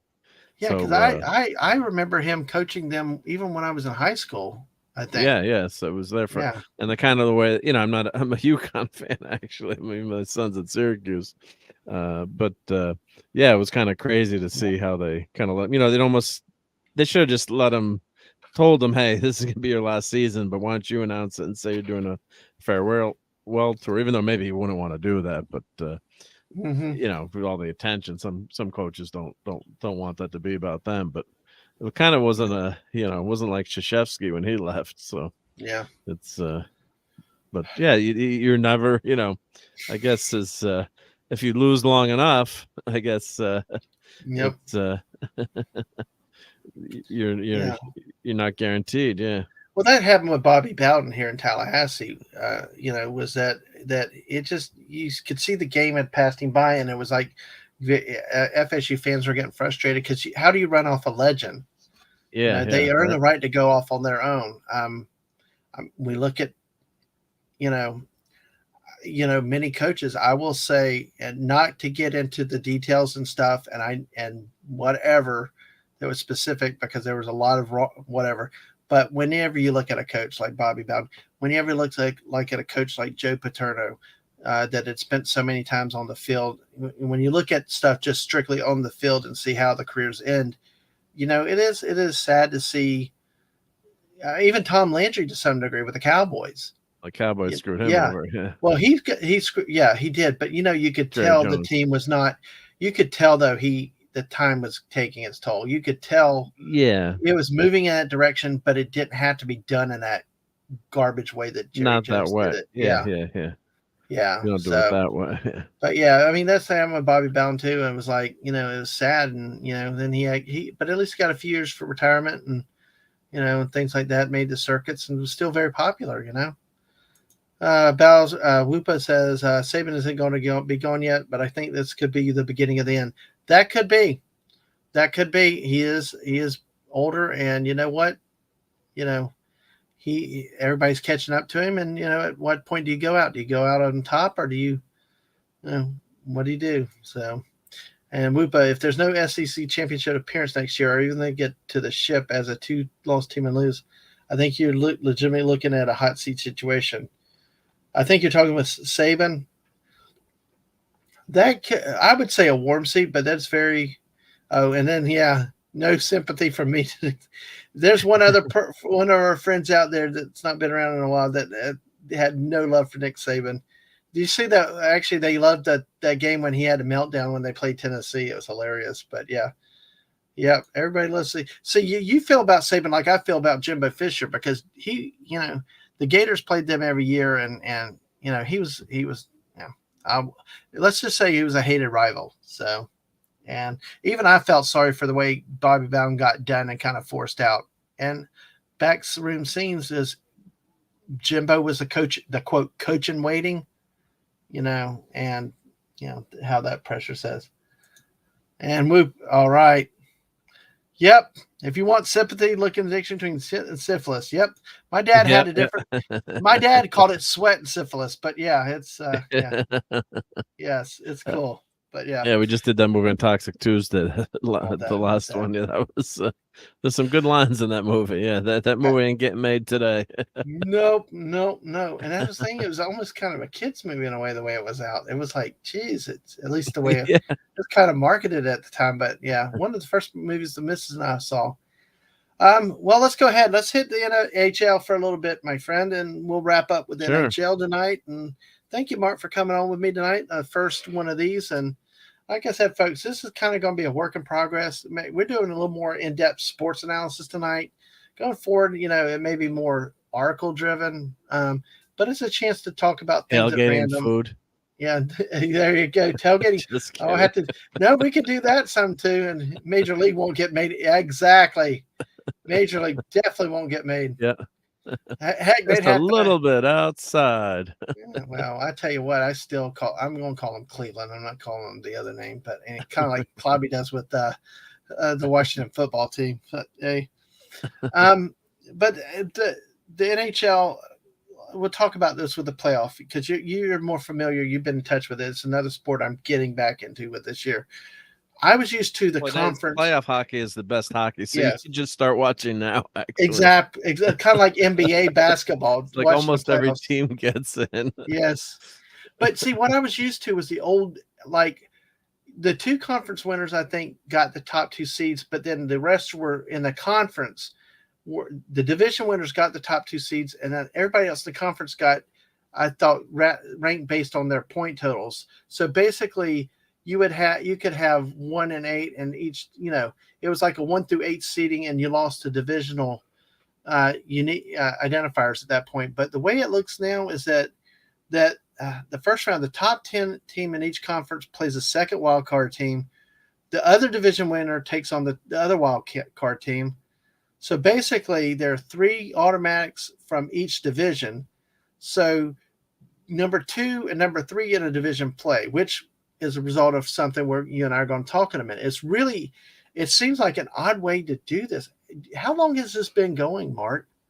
I think just for like 2 or 3 years. I'm trying to, I could be wrong. I think like 2 or 3 years, maybe they started. That may make sense because I think they talked about it with the 2020. Things changed around with 2020, and it's relatively recent. If my faulty memory is it's correct. The second year of full playoffs, I guess. Yeah. So in the Metropolitan Division, the East, you had the Carolina, New Jersey, and the Rangers or Rangers. Mm-hmm. Then you had Boston, who had an all-time incredible season, 65-12, which is insane. I mean, I'm going to bring that up real quick. Yeah, looking Toronto. At the here. I don't know if you want to. Toronto, and Tampa Bay. And that's a record. The Boston Bruins at 65. Yeah. Golly. Yes, wow. I don't know. Did you have the playoff breakdown on that? I do. I just was going to take a look at this for a second. And the wild card with Islanders, Florida. Islanders in Florida. I got to meet one of the co-owners of the Islanders this year at a sports banquet, which is pretty cool. John Ledecky. He was a super fun guy to meet. Yep, and he gave a great speech too. So wow, really interesting guy. Yeah, I remember when the Islanders were no good though, but a Rangers fan, I'm sure you don't like. I'll root for them as long as they're not playing the Rangers. Gotcha. Because it's New York, and everyone forgets Buffalo's the other New York team, but they didn't miss them. didn't make the And look, playoffs this year look at the West. Look at the at West. one point. Las Vegas is the highest with 111 points. But look at how far back they are. Everybody is from Boston, though. Yeah, That's what's so crazy is that even 111 in the West, and then you got 113 with Carolina. The Devils have 112, but then Boston at 135. That's such a sick number to see. But it's illustrating of how good that they of a season they had. yeah, You lose know, 12 games. I think 12 games. I mean, the nearest yeah. game, the nearest team in loss is going to sort by that. Let's see, Oh yeah, hold 21 on a second. games. Let me go back there. There. Okay, let me bring it. I think Hold the on a next second. nearest team was lost 21 games. Dallas, is that right? Yeah. Okay. The losses. Let's see. Carolina and Well, Dallas were 52 and 21. I guess is the second best record. Well, I guess we were ties though too. So Toronto Maple Leafs had 21 losses. and Dallas Yeah. Stars at 21. Yeah. Yep. So, yeah. Wow. I mean that is something to see. And that's a good year. I mean, that's a great Yeah. record. So, yeah. Exactly. That is very. That's just crazy. So, all right, let me take that down for a second before I put that back to something real quick. Whoopa All won right, some big but bucks what in that means though. fantasy hockey. Congrats, Whoopa. Just don't report that to the IRS or report that to the IRS. Yes, yes, Yes, always report. yes. Do what's legal. Hey, and Daisy Blossom, let's go Knights. Hey, your San Francisco might not have been good, but hey, you know it's okay. We got you. But hey, listen. But so as with 135 points, Boston ended up winning what's recently they started awarding what that's called the President's Cup for the team with the most points in the in the league that in the year. But did you Yep. know that there is a supposed curse? Yeah, because The President's Cup. Yeah, can Bruins avoid the President's Trophy curse? Okay. Wow. So what it means is, Is it like they that talk, being on the cover of Madden Football? yeah, kind of like that because what you see, the article goes in to talk about, some of the teams that have had, like it talks about the Bruins' great season. The goal differential is best by regular season title holders since the 95-96 Red Wings. Boston has allowed fewer goals, 2.1 per game, than any President's Trophy winner since the Bruins last held the title at 13-14. And like Whoopa's saying, yes, Whoopa, the trophy curse, and the last team that won the President's Trophy and the Stanley Cup was 2013. Because basically what the article goes on to say is that it was introduced in 1985-86 by the league's board of governors. It's been awarded 37 times to 18 teams since then. So basically, 8 teams out of the 36 past President's Trophy winners actually achieved the ultimate goal that won the cup and the President's Trophy. So there is a curse with it. And as Swoop had said, let's see. Let's see,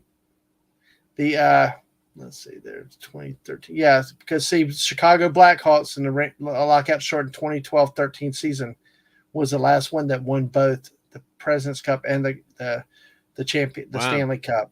Yeah, Oh, so in Boston, in 2013-14, it held the President's Trophy Cup, got bounced in the second round of the playoffs. So, ouch. Not good. they were, and then the following season they didn't make the playoffs. So how about that?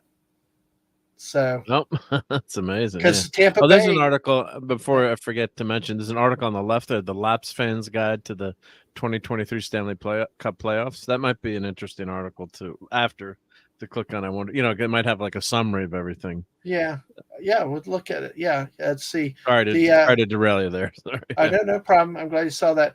But in 1819, since we've been talking about Tampa Bay, we got some Tampa Bay people in there. 1819, they were swept in the first round by Columbus. That would be an 8 seed would have taken them out. So, sort of like the 16 seed in a NCAA tournament taking out a 1 seed. So, And last season, Florida was on top of the league with 122 points and barely scraped together 4 playoff wins in 10 games, losing in the second round. So there is a curse, or at least attributed a curse. So Yeah. it's kind of interesting to see how that goes. Just because you have a great year, does not translate into a title. Yeah, I mean You know. it's there's more pressure on the team too, but sometimes the team is just so darn good that it doesn't matter. Like Mm-hmm. I remember watching the Yankees. You guys probably hate the Yankees, but like in the '98 Yankees had that incredible season, winning all those games. And some of the games are close in the beginning. They end up sweeping the Padres that season, but a couple of things could have flipped, or Tino Martinez that hit a grand slam in one of the games. But there's little things that can happen in the playoffs, or that Mm-hmm. you never know. The puck bounces the wrong way, or the ball, and boom, you end up losing. So it's not guaranteed. But as much as I love the Rangers, I mean, for the Bruins not to win this season, it's gonna be a Mm-hmm. mega disappointment because they've got such an incredible team, and they've only lost 12 Yep. games. I mean, so I mean to lose, you got to lose 4 games to lose the Yep. cup. So that's like a third of their games that they've lost all season. So I know. It's like, yeah, lose four, and yeah, I know it's crazy. So with that, let's go ahead and look at some of the matchups that are starting underway, and we'll look at the scores before we shut off. Um, yep, all right, so we'll look at the Atlantic Division. This is where I knew something was up, and it was like Atlantic Division, but you got all four in the way the wild cards worked out. It's like all four in the West Atlantic play each other, and it was just bizarre. I couldn't believe what I saw, but yeah, yeah, the number one seed Boston Bruins play host to the uh, Florida Panthers there. yep. And they're So losing right now. Yeah. So, well, it's the second wild. Yeah, the 2 wild card teams. So the top seed goes against the wild card mm-hmm, seed. exactly. So I'm going to bring it up real quick. See, oop, okay, let me take this down a second. Do that. So, but yeah, I was going to get the scores open so I can see the scores too. Yeah. So But Florida is 3-1 Boston right now. yeah, Is the one game, and then and there's another game going on right now too, isn't there? yeah, there should be 2 games right now. Let's see. The Carolinas up 2-1 on the Islanders in the third Okay, period. third period. Okay. Boston's up 3-1 into the second. So let me do this. Make sure I got them tab muted. Okay. So yeah, the regular season record, as we talked about, the Bruins are 65-12-5, 135 points, and the Panthers, get in barely as one of the 2 wild cards at 42, 32-8, 92 points. Yep. Bruins leading scores 111 points, 60 goals in 82 games. That's a lot. That is Oh, it's crazy. incredible. Yeah. Yeah, and 51 assists to go with it. So, and then of course Matthew Tkachuk, which has got to be some relation of Keith Tkachuk, Keith the Kachuk. great. I think it Yes, is. Yeah. Yeah. There there are can't be that many unique. Kachucks. No, I know there are unique names like that. So, Get a nice um, goal tonight. Yeah. exactly. So, um, Well, let's lucky see. goal, I should say. That was the one with the pitcher, the catcher, the catcher, the goal he should have had. Yeah, he's a catcher in some ways, I guess. Yeah. But hockey play, there's nothing like hockey. I'm biased, but there's nothing like hockey playoffs. I mean, it's just even if you're not a fan of some sports, you only watch that your favorite sport or your favorite team. But football, I guess, is everyone watches almost every playoff game. But hockey, it's just I love watching playoff hockey. It's always some great games. It's just another level of excitement too. It's just everyone goes all out. So it's Yeah, and then we it's got fun baseball stuff. Yep. talks. Yeah, arm soreness. Yeah. So, all righty, and then yeah, we'll probably talk to LAM and then the app. Yep, those are games later tonight. But so this obviously is headed towards a Boston win. How do you see this one? Do you think it'll be a 4-game sweep? I mean, on the books, it should be. I mean, Yeah. maybe maybe they can steal one game. I mean, Florida was looking kind of was looking good tonight, but then then the Bruins got a good goal, and then there was a gimme goal that should have gone back, and then Florida came back with a nice goal, but just the Yeah. talent on the Bruins and the depth, and they You know how can. to win too. It's just It's kind of it's neat. almost like you're outclassed. It's like when you Yeah. shouldn't even be. Well, you know what? I think the equalizer and these type of things is the change because used to all the series were 2-3-2. Then years ago they changed them to 2-2-1-1-1 instead of, I like except for the championship series. I think they're still 2-3-2. But this one, I think that having that flip game there, I think sometimes if you can steal a win on the road, Yeah, like if Florida could steal a game at Boston, they might have a chance of winning the series. But it's I think it's going to be a sweep. I mean, yeah. I mean, they've only lost 12 games all year, Well, so and look at it's Carolina, 17 goal differential, 128 goal. My God, this is even yeah, worse. so It just, yeah, just so it's even when you compare that to Carolina, even the Devils, 65 goal differential, that's still nowhere close to Boston. no team comes close. It's like the 27 Yankees or Yeah, pick a great UCLA Bruins who won. What did they win? 11 in a row, or I don't remember. In college, right, or 10 in a row. What did they win? The Bruins. yeah. So it's one of those all-time great dynasties, or the Pittsburgh Steelers, or in the 70s.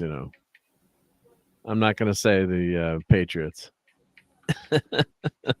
No, I I'm know, not going to go there. Yeah, Carol's not here, right? Yeah.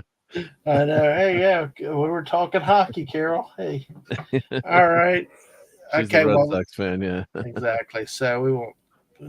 Number two, the Toronto Maple Leafs and the Tampa Bay Lightning. Yeah, let's see. Let's see. You go back to this. Yeah, so like they mentioned, Minnesota, Dallas, and LA, Edmonton are later. So this is a game that'll be tomorrow night. Um, so the Leafs and the Tampa Bay Lightning, still kind of a one-sided, you'd think, but the Lightning have shown a propensity to get hot in the playoffs, and have had You good never playoff know. records. Yep, You never know. I mean, yep. it's crazy, especially a goaltender can get hot in Hmm. hockey and kind of keep their team in it, and you never know what's going to happen. You could have a shutout or something that could turn a whole series around. So, Hmm. well, I have one fun, quick story to tell because we're talking hockey, but I'm involved with like a sports charity in town. So we had Hmm. Mike Richter speaking. This is probably like 8 years ago now. I can't believe it's that long, but they come and give a speech and they help raise money for the charity for kids. And he's telling a story about his son was like 8 years old, and they're playing pickup hockey, floor, street hockey with like some neighborhood kids, and they've only got like I think they got like six uneven number of kids, so they got like 7 kids or something. So like one of the kids is goes like well, his son goes, oh, my dad could play goalie, and the other young kid goes, yeah, but is he any good? He had no idea he was like an Stanley Cup winning goalie. So, like that was, I wish I had that on film, that joke, but it's hysterical. Like this little kid's like, yeah, but is he any good? It's like, yeah, Oh, he played he the played in the brutality NHL. of kids and their honesty. So hey, Yeah, it's so like, we. yeah, Oh, that's hilarious. So he's this is a like, game on would he paper get that. picked? He was so nice Oh, to meet. Richter was such a nice. yeah. Mike Richter was a super nice guy. Of Yeah, course, you always hate them when they're on the other team when they're playing, but when you see them off the ice, then they off the ice, off the field, and generally you see a not much different person. But not that everybody's nice off the field, so it yeah, all depends. So this is a game that looks like Toronto should take, but then again, we'll see what happens. Again, the 2-2-1-1-1 format, which apparently Whoopa likes that format better. Uh, yeah. 2-3-2. Yeah, I still like the 2-3-2. I just it gives the away team a chance with that. I If they agree can with steal that Whooper one there. I game, like the 2-2. 1-1. 1-1-1, but yeah. Well, with Dang, Mark. traveling, I was much Dang, Mark. easier now too. Yeah, Dang. Yeah. I mean, I hope, man, we're having all kinds of disagreements tonight. yeah. We're gonna arm wrestle next. All right, there you go. Well, let's flip over to the Metro Division. These games are also tomorrow night. Carolina Hurricanes and the New York Islanders. No, wait, that one's sorry. No, that one's tonight. That's one's tonight. That's tonight. Yeah, yeah, yeah. 2-1 late in the third. So it looks like Carolina may win this first one unless the Islanders score late. Now the game, 20 points separate the two teams in the regular season. This you would expect Carolina to walk, to move through this one, 2-2-1-1 format, whether it's a 4-0 sweep or if it's closer. This is probably one of those 4-2 series. What do you think? Yeah. Well, I don't want to get Mr. Hideki mad at me, but yeah, I think I'd pick Carolina in this one. Yeah. So, and they're actually a Connecticut team, right? The Hurricanes were the Hartford Whalers. So, yes, I saw Connecticut people. team. Yeah. I've seen people making comments about that on Twitter and places. Yeah. They refuse to recognize the Carolina logo. They're Hartford.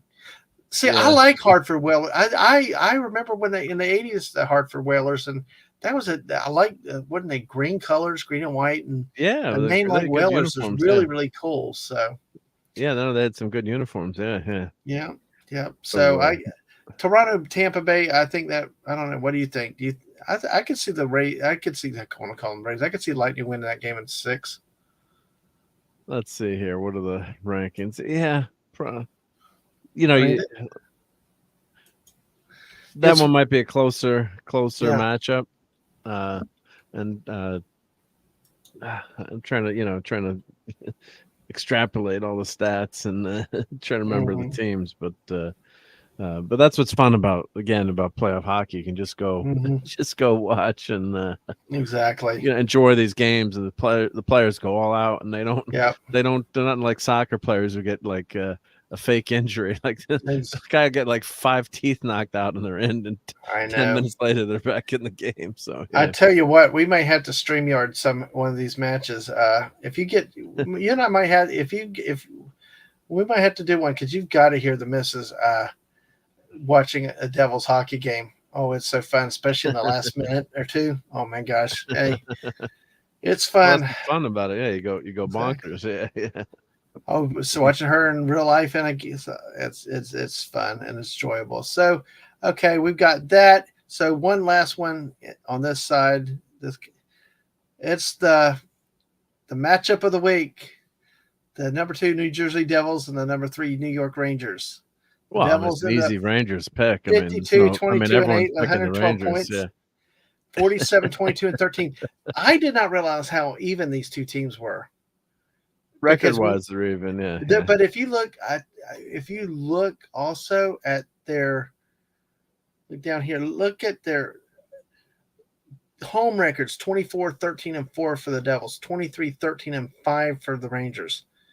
Yeah. The Devils are better on the road, though. That's where the difference by winning 4 games versus 4 ties for the Rangers. So, I mean, this is a good New Jersey team. Jack Hughes is awesome.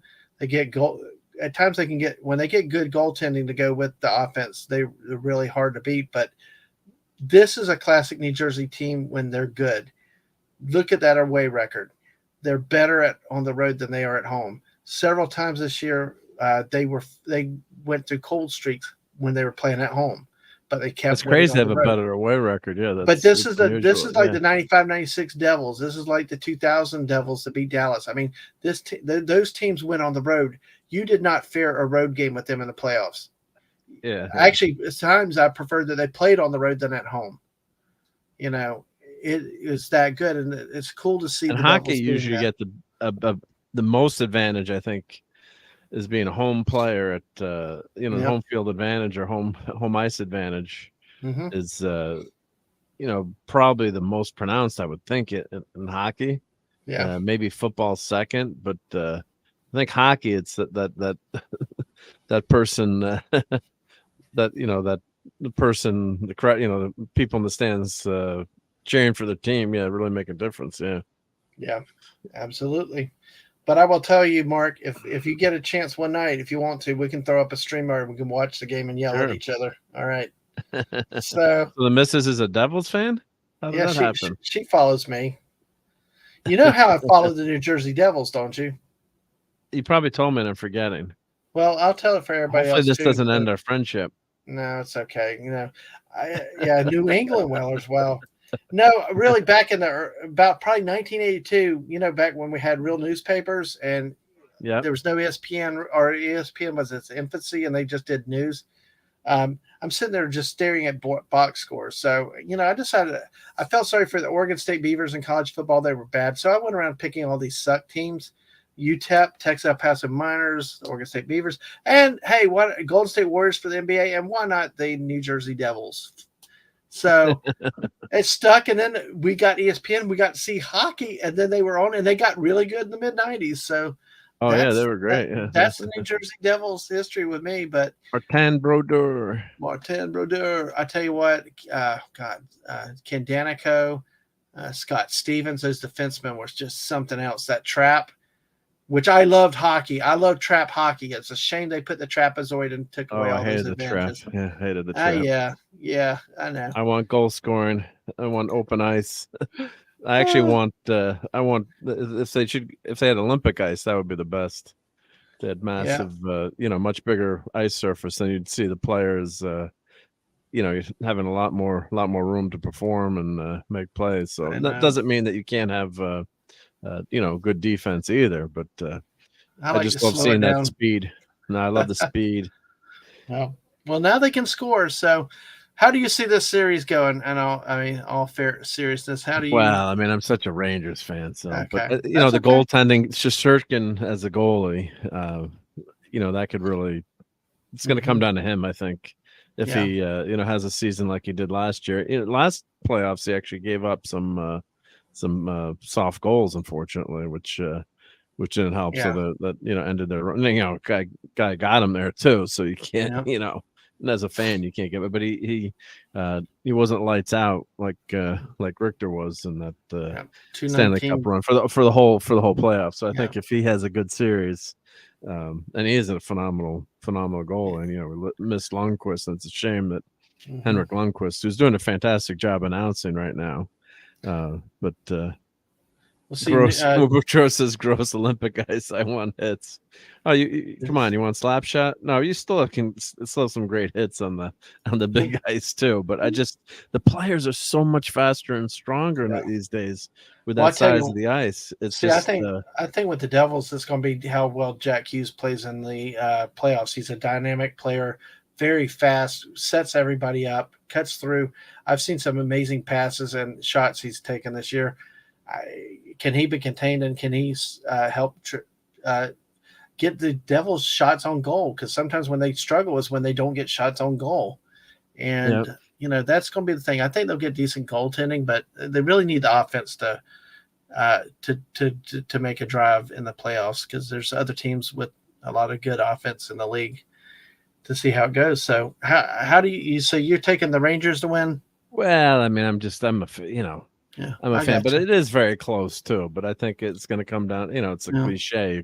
It's going to come down to the goaltending. But it's if Shesterkin performs like he normally does, I think that advantage goes to the Rangers, especially in playoff hockey where there's a lot of pressure. And the Rangers last season had that start. Their playoff run was just so amazing. Their start, and then they came back to beat the Penguins.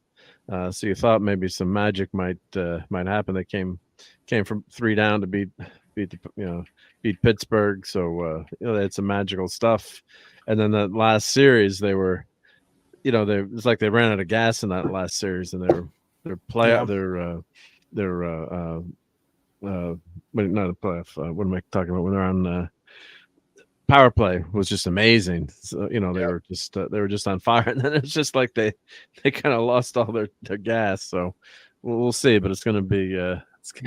It's gonna be fun. Yeah, Toxic Tuesday tomorrow night. I got to tell Nick, I'm Maybe push it back a half hour. I hope the It's game. it's going to be a great series one way or the other.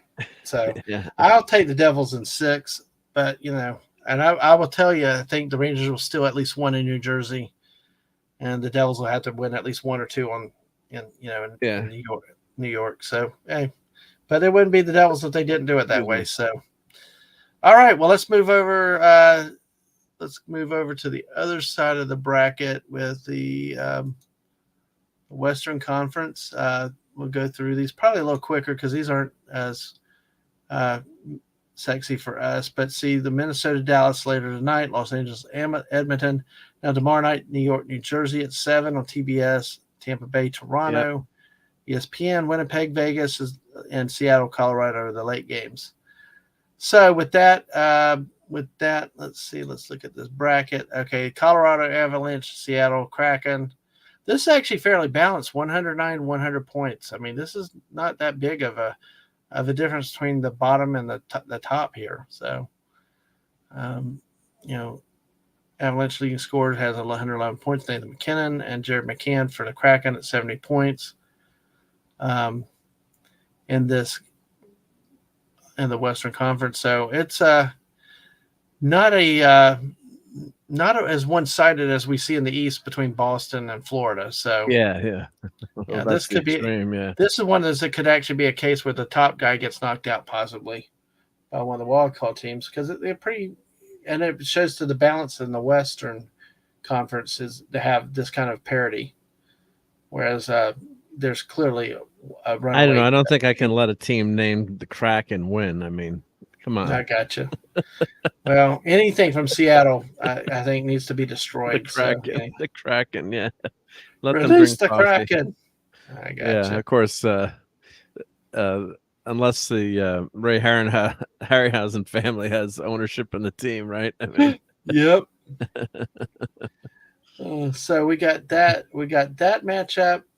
I don't really know enough about the West to really have an educated guess, Mark. I mean, if you want to pick who you think. No, I mean, I'm just looking at stats here. Yeah. I mean, I know, but I appreciate talking some Devils Rangers, and maybe we'll get another chance before next week. Yeah.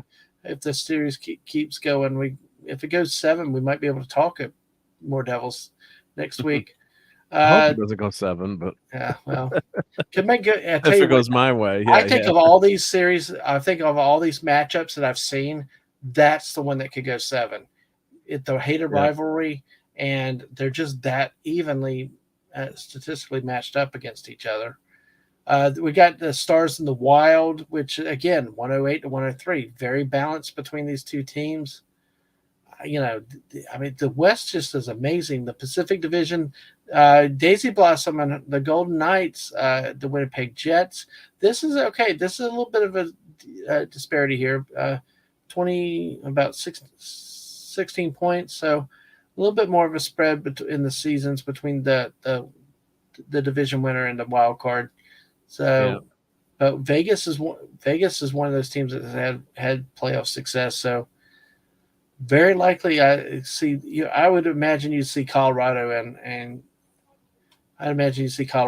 Vegas advance. The Dallas Vegas Wild is an amazing game could be story interesting too when you think about it. Yeah, I mean, it's been how many years have they been in the league? Well, not many, is it? It's only a few years. Right, so they made the Stanley Cup their first season. So that crazy draft. Well, that's another issue we could talk about some other time is about these the way they do expansions now. It's like these teams are not like the old days where you like Tampa Bay Bucks where you got nothing and you sucked you got kicked around for years. I mean, the Jaguars and the Carolina Panthers were in the playoffs in the second year of existence. So, by the way, you can spook Mark DLC by mentioning playoff Adam Henrique. We just mentioned him. Now you spooked me. Down with Vegas and all other dot and LT circumventers. So we got that, and then the last matchup is the Edmonton and Los Angeles Kings. I call this the battle with the Gretzky's because, so we'll see. Again, it's very, very balanced. Really, all three of the 4 really look like balanced matchups in the West that could go either way. So it should be good for good hockey. I still think of all these, the one that could go 7 is the Devils Rangers because you have true history between those teams, over the years, and that's kind of the way I see it going, Mark. And then Like I hockey's said, always a game of inches too. Like a yep, quick puck bounce, or puck can bounce off the boards the wrong way. yep, There's so many freak things that can happen. Any sport, but especially hockey with the way I've seen yep, some puck bounces, or guy dumps it in and it just goes around the boards and it goes a crazy 1 in a million way, and it's in front of the net and there's a goal, and or the goalie misses a bad shot like tonight. Goalie exactly. made a really missed an easy, like almost like a dump in shot, and missed that. So you never know, but Oh, that's too funny. You're funny, Valzette. Yeah, and Whoopa says Kings are upsetting the Oilers. Okay, we see it there. let's see. Whoopa There you called go. it. Yeah, There you go. All right, well, folks, we've gone for 2 hours. Hey, we thanks better for go. everybody that Yep, came through. Yeah, before it turn into pumpkins. yeah, but thanks everybody. Appreciate everybody came through and held out and hung in and listened to some sports ball. And like I said, this tonight was a little bit of this show is going to take a different format. I'm probably going to do more news stories. And as you see, as we talked about, I did bring news stories in it. But right now, with so much on the playoffs with the hockey, that's why we need to focus with that. And with baseball, we got into something with that. And hopefully going forward, will be more statistical updates and then more on the news stories and things. But I'm going to try to Well, I roll think this out. you should cover pickleball, because that's an up and coming sport. So you better get into pickleball. That's what I'm told. But hey, but we'll see My what wife happens. is a pickleball addict. Yeah. Yeah. Well, I'm going to have to go Loves it, yeah. watch some of these next 2 games tonight. Actually, I'll probably keep up with them with the scores, because what I am with the missus, after we're going to plan, I need to go work on the trip with her that's coming up. But Yeah. let me The see. fun thing is with iPads, like I have an old iPad. Yeah. And like I have 2 iPads, like one really old one I just use for TV. So you can have 4 TVs going and we'll have all the games on, which is nice. Yeah. And Balzette, thank you so much. Thank you for hanging out. Thank you for, even though you don't like sports ball, thank you for hanging out over here. You're a blast to have in a chat, and you're a great mod out there. And thank you. Whoop always wants Pokemon. Sort of Poopa says, take care. Let me let y'all know one last thing. Please join me. Tomorrow night will probably be a gaming of some kind tomorrow night. But don't forget Wednesday night. I'm going to have scheduled to have the great Daisy Blossom with me, as we're going to talk about our thoughts of the movie Demolition Man. Yes, Demolition Man. Come with your theories about the 3 seashells, please. Got to hear them, got to see it. And you know what? We're going to definitely be 18 plus, and we're going to push the language filters on YouTube on Wednesday night. You got to with that movie. The movie that predicted 2020 before it ever happened. I tried those seashells. It didn't work out so well. No, I don't think so. I don't think so. Do you eat them, or do you? Well, anyway, so. That movie has some great lines and some great. There's one great speech there about censorship and freedom. That's it's a fun movie, but it also is political in some good ways, and just in terms of talking free speech and government tyranny. That and the Die Hard movies kind of gave me a way. I won't say exactly what in my life it made me think of, but it made me think of this, that sometimes in a certain thing in my life, I feel like I'm somewhere between John McClane from Die Hard or John Spartan from Demolition Man. Because in Demolition and Airplane 2, not Airplane 2, in Die Hard 2, John McClane says, well, at least I'm thinking, G-Did. And then in Demolition Man, John Spartan says, why don't you shove a leash up my ass? And there's something like that's like, which way do I do? I think I'm wrong. I don't think. What do you want? So, 2 great franchise, Die Hard, and it's a shame. Well, Demolition Man was definitely one of those that was a one-time shot. But it gave us so much to like. So join us 8:00 Wednesday night, Daisy Blossom and me. It's going to be. Oh my gosh! I got Whoopa's favorite Die Hard quote. Yes. I agree. I've used it at work once, and I almost got in trouble. So, it's like, but hey, on that note, folks, everybody, follow me on Dadman Walking on Twitter. That's the latest for the updates. You'll see the updates live there. Thank you, everybody that's been here. Follow me on Twitch, Dadman Walking 55, and also on YouTube. Bring your friends, drunks, and everything else. Yes, exactly. Yeah, exactly. It's wonderful, and we could go forever. That might be another stream for Die Hard because you guys have done that on Toxic Tuesday, I know. But hey, it's awesome.